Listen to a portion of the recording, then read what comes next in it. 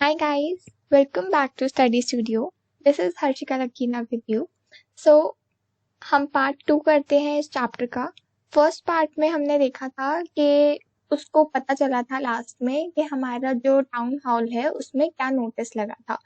तो अब से फ्रेंच लैंग्वेज पे बैन लगने वाला था और स्कूल्स में जर्मन पढ़ाई जाने वाली थी। तो इसमें हमने लास्ट क्लास में यहाँ तक करा था that what the thunder clap these words to me. Oh, the wretches, that was what they said had put up at the town hall. तो अब उसको पता चला था कि अच्छा कि टाउन हॉल पे ये नोटिस लगा था। तब उसको रियलाइज हुआ कि मेरा ये लास्ट फ्रेंच लेसन है और उसको हार्डली थोड़ा बहुत लिखना आता है और अब वो कभी भी फ्रेंच नहीं पढ़ पाएगा। I must stop there then. Oh, how sorry I was for not learning my lessons for seeking bird's egg or going slides on the sand. तो अब उसको रिग्रेट हो रहा था कि उसने अपने लेसन्स जो थे वो लर्न नहीं करे थे और वो बाहर बर्ड के एग्स को देखने चला जाता था या फिर बाहर झूले झूलने चला जाता था क्लास के टाइम पे। उसकी बुक्स जो उसको पहले बहुत न्यूसेंस लगती थी बट और बहुत ज़्यादा हैवी लगती थी उसको ऐसे लगता था इरिटेशन हो रही थी कि क्या बुक्स कैरी करके जानी पड़ती है। और उसके ग्रामर, उसके हिस्ट्री ऑफ द सेम्स ये सारी चीज़ें पहले उसको न्यूसेंस लगती थी बट अब उसको लगता है कि उसके ओल्ड फ्रेंड्स हैं ये। अब वो गिव अप नहीं करना चाहता इसको। एंड मिस्टर एम हैमिल जिसका आइडिया था मीन्स जो फ्रांस था उसको लगता था कि यार ये चला क्यों नहीं जाता, जैसे हम सबको अपने टीचर्स के लिए लगता है कई बार कि हम परेशान हो जाते हैं जब हमारे को वो सब्जेक्ट नहीं अच्छा लगता तो हम कोशिश करते हैं कि उस सब्जेक्ट की छुट्टी हो जाए, वो सब्जेक्ट हमारे को पढ़ना ही ना पड़े। तो वैसे ही उसको भी लगता था, वो छोटा सा बच्चा था तो उसको यही लगता था कि काश ये टीचर चला जाए और हमारे को वो सब्जेक्ट पढ़ना ही ना पड़े। और अब उसको लग रहा था, अब वो सब भूल चुका था कि वो कितना ज्यादा स्ट्रिक्ट टीचर था एम हैमल और कितना क्रैंकी था। मतलब जो जो उसके बारे में सोचता था वो उसके सारे के सारे जो व्यू थे वो चेंज हो चुके थे। अब उसको वो फ्रांस को मिस्टर एम हैमिल पे तरस आ रहा था कि ये लास्ट लेसन है उनका स्कूल में और उन्होंने इस स्कूल को 40 साल दिए और अब उनको यहाँ से जाना पड़ रहा है। अब फिर वो समझ चुका था कि इस लास्ट लेसन को ऑनर करने के लिए उन्होंने संडे क्लोथ्स पहने हैं, फाइन संडे क्लोथ्स पहने हैं। और अब वो समझ चुका था कि क्यों विलेजर्स पीछे बैक बेंचेस पे बैठे हैं। It was because they were sorry too that they had not gone to school anymore. तो अब उनकी तरफ से भी एक सॉरी था कि वो भी अपनी एजुकेशन को कंप्लीट नहीं कर पाए, वो भी प्रॉपरली पढ़ नहीं पाए और ये उनका एक तरीका था, एक वे था कि वो अपने फेथफुल टीचर को, मास्टर को, दैट इज एम हैमिल को, जिसने 40 साल सर्व किया स्कूल में, उनको ग्रैटिट्यूड दे पाए। ठीक है, उनको थैंक कर पाए उनकी फेथफुल सर्विस के लिए और अपनी कंट्री के लिए रिस्पेक्ट दे पाए। While I was thinking of all this, I heard my name called. It was my turn to recite. What would I not have given to be able to say that grateful rule for the participles, although were very loud and clear and without one mistake. तो अब उसको जब वो ऐसे ही बैठ के सब कुछ सोच रहा था, अपने ही ड्रीम्स में था, तब उसको सुनाई दिया कि उसका नाम लिया गया है। अब उसकी बारी थी रिसाइट करने की, जैसे कि सब बच्चों की बारी आ रही होगी ना, तो उस फ्रांस की बारी थी अब। और अब वो सोच रहा मैं ऐसे कैसे इतनी जल्दी पढ़ लूं, मेरे को तो पार्टिसिपल्स आते भी नहीं, मैं प्रॉपरली रीड कैसे करूं, क्योंकि मेरे को बिना किसी मिस्टेक के, क्योंकि मैंने प्रैक्टिस ही नहीं करी है उस चीज की। But I got mixed up on the first words and stood there holding on my desk, my heart beating and not daring to look up. अब उसने, जब हम बहुत ज्यादा नर्वस होते हैं ना, हमसे वैसे ही बहुत ज्यादा गलतियां होती हैं, तो उससे भी ऐसे ही हुआ। वो खड़ा हुआ, वो रिसाइट करने लगा और उसने पहले ही वर्ड्स में मिक्सअप कर दिया, मतलब पहले ही वर्ड्स में वो अटक गया। और उसके बाद वो इतना ज्यादा डर गया था कि वो ऊपर अपनी नजरें ही नहीं उठा पा रहा था और सर को देख ही नहीं पा रहा था। I heard M. Hamel say to me, I won't scold you, little Franz. You must feel bad enough. See how it is. Every day we have said to ourselves, I have plenty of time. I will learn it tomorrow. And now you see where we have come out. तो अब इसमें क्या हुआ कि M हैमिल जो है उसको लगा था अब एम हैमिल से पड़ेगी मुझे डांट। बट एम हैमिल की आवाज आई और उसने कहा कि लिटिल फ्रांस, मैं तुम्हारे को आज नहीं डांटूंगा। मेरे डांटने से कुछ नहीं होगा, तुम्हारे को खुद ही बैड फील होना चाहिए। देखो हम हर रोज यही बोलते हैं कि हमारे पास बहुत सारा टाइम है, हम ये कल कर लेंगे, हम ये कल कर लेंगे, बट देखो आज हम कहाँ पे खड़े। हमारे एलसीएस के ऊपर कितनी ज्यादा ट्रबल आ चुकी है कि हम जो है, हमारे एलसीएस के लोगों की प्रॉब्लम ही यही है कि हम चीजों को कल पे छोड़ देते हैं। बट अब देखो हमारे पास बिल्कुल भी टाइम ही नहीं है, आज लास्ट फ्रेंच लेसन है, तो तुम्हारे पास कब पढ़ोगे तुम हर टाइम यही बोलते रहते हो कि हम कल से पढ़ेंगे, कल से पढ़ेंगे, बट तुम कहाँ, अब तुम्हारे पास टाइम ही नहीं है। Now, those fellows out there will have the right to say you, how is it you pretend to be a Frenchman and yet you can neither speak nor write in your own language? तो M हैमिल ने बताया उनको कि देखो अब ये जो बाहर लोग हैं, बाहर लोग मतलब जर्मन्स को ये रिप्रेजेंट कर रहे हैं कि ये जो बाहर जर्मन्स हैं अब ये बोलेंगे कि देखो तुम बड़े फ्रेंचमैन बनते घूमते थे ना, कि अब देखो तुम्हारे को ना फ्रेंच में बोलना ढंग से आता है ना लिखना आता है, और तुम अपने आप को फ्रेंचमैन बोलते थे, तुम्हारे को अपनी लैंग्वेज फ्रेंच ही लिखनी और बोलनी नहीं आती। बट उसने बोला कि तुम फ्रांस, तुम वर्स्ट नहीं हो, हम सबको अपने आप को सुधारना है, हम सब ऐसे ही हैं। तुम्हारे अब इसमें इन्होंने एम हैमिल ने बहुत लोगों को ब्लेम करा है फॉर दिस बिहेवियर। तो उन्होंने कहा कि देखो तुम्हारे पेरेंट्स भी एंशियस इनफ नहीं थे कि वो तुम्हारे को लर्न करवा सके, मतलब पेरेंट्स जो है वो तुम्हारे को लर्न करवाते, तुम्हारा होमवर्क करवाते, बट तुम्हारे पेरेंट्स ने भी तुम्हारे को प्रॉपरली टाइम नहीं दिया कि तुम अच्छे से पढ़ो। और उन्होंने इवन इनफैक्ट उन्होंने प्रेफर किया कि तुम काम पे जाओ, हम के बच्चे जो है वो फार्म पे काम करें ताकि थोड़ी सी ज्यादा मनी हो जाए instead of learning. And I have been to blame also, मतलब उसने उसने 3 लोगों को ब्लेम करा, ये क्वेश्चन आता है तो ध्यान रखना। उसने 3 लोगों को ब्लेम करा। एक तो उन्होंने ब्लेम करा पीपल ऑफ एलसीएस को, जो कि सारी चीजों को कल पे डाल देती है, और एक उन्होंने ब्लेम करा पेरेंट्स को, जो कि instead of getting the things done उन्होंने बच्चों को फार्म पे भेजा ताकि वो लिटिल मोर मनी अर्न कर सके।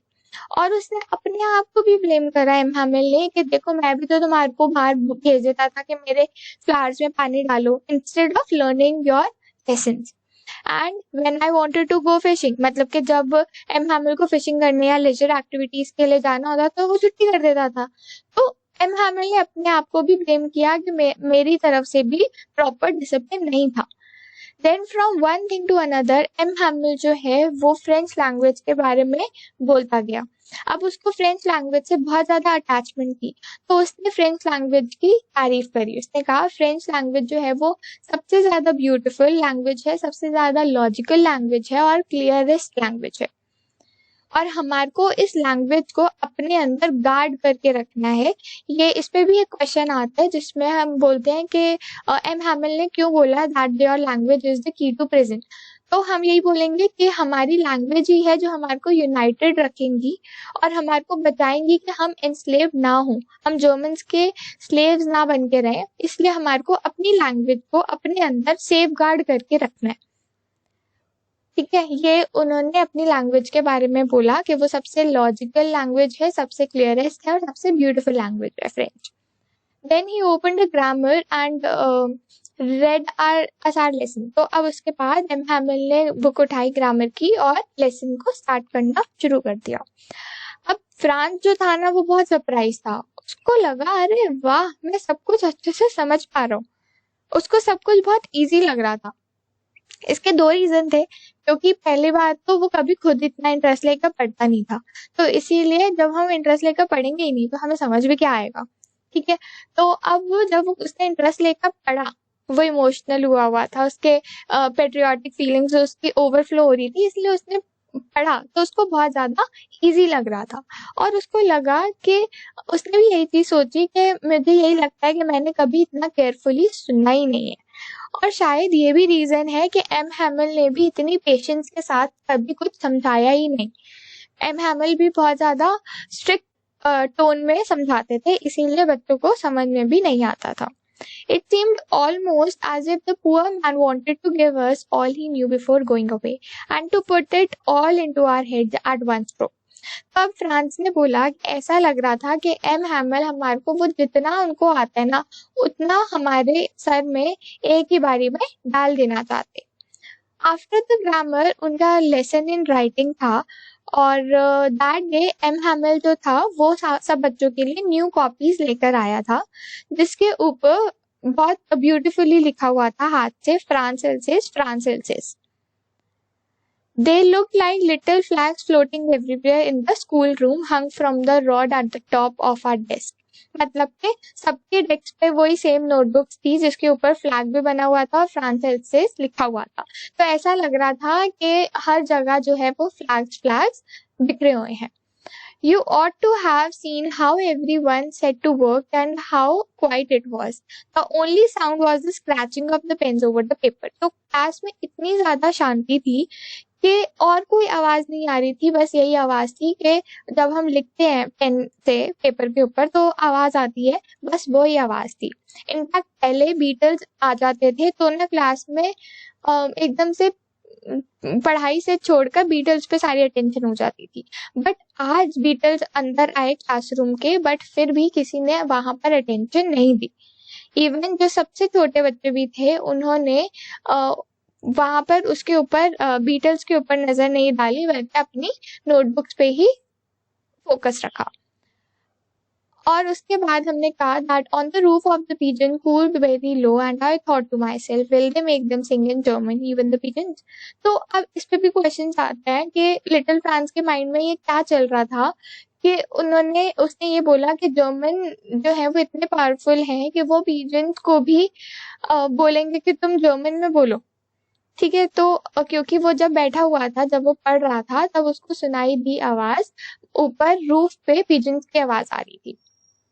तो उसको ये थॉट आया कि क्या ये जर्मन्स इतने अथॉरिटेटिव हैं कि ये पिजन्स की लिबर्टी पे भी होल्ड कर लेंगे। Whenever I looked up from my writing, I saw M. Hamel sitting motionless in his chair. तो अब जब वो लिखते लिखते फ्रांस ने ऊपर देखा एम हैमल को, तो एम हैमल जो है वो एकदम शांति से बैठा हुआ था और वो क्लासरूम के बाहर की हर एक चीज को इतने ध्यान से देख रहा था जैसे कि वो सारी मेमोरीज को बस अपने साथ लेकर जाना चाहता हो। Fancy for 40 years he had been there in the same place with his garden outside the window and his classes in front of him।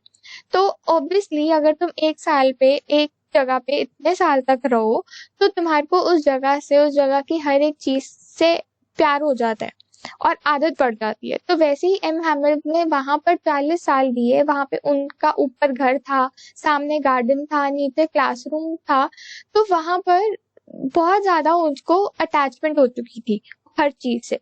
तो इसीलिए वो हर एक चीज को ऐसा लग रहा था कि अपनी आंखों में समेटना चाहते।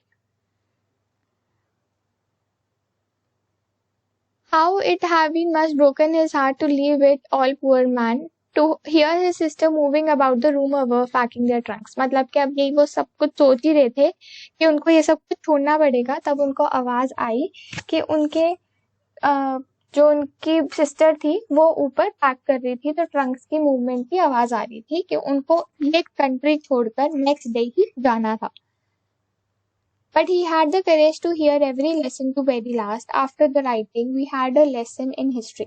तो अब ये सब कुछ करने के बाद उनका राइटिंग में एक लेसन था एंड राइटिंग का लेसन करने के बाद उनका हिस्ट्री में एक लेसन था जहाँ पर उन्होंने ये सारे वर्ड्स जो हैं वो प्रोनाउंस करे थे। और जो ओल्ड हॉजर था उन्होंने अभी भी अपने स्पेक्टिकल्स जो थे वो बुक में ही रखे हुए थे, मतलब कि उनकी नजरें जो थी वो अभी भी बुक में ही थी। प्राइमर जो उन्होंने पकड़ रखा था, प्राइमर मैंने बताया था लास्ट क्लास में भी, प्राइमर इज दी अल्फाबेट वाली बुक। ओके, और वो भी ऐसा लग रहा था मतलब कि वो भी ट्राई कर रहे थे। You could see that he too was crying. उसकी वॉइस भी ट्रेम्बल हो रही थी इमोशन से। जब हम इमोशनल ज्यादा होते हैं तो हमारी वॉइस जो है वो ट्रेम्बल करनी शुरू हो जाती है। All at once the church clock struck 12, then the Angelus, at the same moment the trumpets of the Prussians returning from drill। तो मतलब अब 12 o'clock हो चुके थे, एंगुलस इज द प्रेयर। उन्होंने फिर प्रेयर करी और उसके बाद सेम मोमेंट पे प्रूशियंस जो थे वो अपनी ड्रिल से वापस आ रहे थे और उनको विंडोज से वो आवाज सुनाई दे गई थी कि वो वापस आ रहे हैं। एम हैमिल खड़े हुए, उनका फेस जो था वो बहुत ज्यादा पेल हो चुका था क्योंकि वो बहुत ज्यादा सैड थे और बहुत ज्यादा इमोशंस उनके अंदर भर चुके थे। और वो इतने स्ट्रेट खड़े हुए थे जैसे कि फ्रांस ने बोला कि उन्होंने कभी भी उसको एम हैमर को इतना टॉल नहीं देखा क्योंकि वो बहुत ज्यादा स्ट्रेट खड़े हुए थे कि वो बहुत ज्यादा प्राउड है अपने पे और अपनी लैंग्वेज पे। और उन्होंने बोला माय फ्रेंड्स, और उसके बाद उनका गला जो था वो चोक हो गया क्योंकि इमोशनल वो बहुत ज्यादा हुए हुए थे, इसीलिए उनका गला जो था वो बहुत ज्यादा चोक हो गया था और उन कुछ बोल नहीं पा रहे थे। तो उन्होंने ब्लैक बोर्ड की तरफ वो टर्न हुए और उन्होंने एक बहुत बड़ा सा मतलब उन्होंने चौक उठा के बहुत बड़ा सा उन्होंने लिखा, जितना बड़ा वो लिख सकते थे उतना बड़ा उन्होंने लिखा वाइवा ला फ्रांस, जिसका मतलब था long live France. Then he stopped and leaned his head against the wall, and without a word, he made a gesture to us with his hand. School is dismissed. You may go. तो वो बहुत ज्यादा emotion से field थे इसलिए उनसे बोला नहीं किया था और उन्होंने ब्लैक बोर्ड पे वाइवा ला फ्रांस लिखा था और साथ ही उन्होंने एक जेस्चर किया था जिससे सबको पता चल गया था कि क्लास जो है वो डिसमिस हो चुकी है और फिर वो सब लोग वहां से जाने लग गए थे। तो that was the lesson, the last lesson. अगर किसी को कुछ भी डाउट है तो आप कमेंट डाउन कर सकते हो एंड अगर सब कुछ समझ में आया हो तो do subscribe to my channel. Thank you so much, bye, take care.